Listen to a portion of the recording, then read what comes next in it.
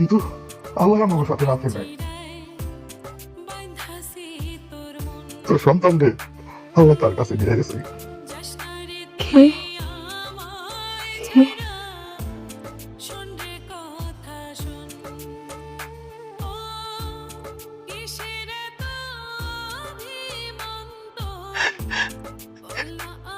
আমি আমাদের সন্তানকে এই দুই হাতকে দাফন করে এসেছি মেঘলা। রাতুল ডিএনএ টেস্টের রিপোর্টটা চেঞ্জ করে দিয়েছিল। আমি বুঝতে পারিনি মেঘলা, আমি তোমাকে ভুল বুঝেছি। দিনের পর দিন আমি তোমাকে অনেক অপমান করেছি। সন্তানের স্বীকৃতি নেই।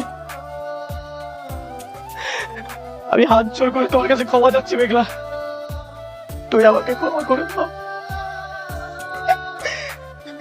এই দুই হাত দিয়ে আমাদের সন্তানকে আমি দাফন করে এনেছি।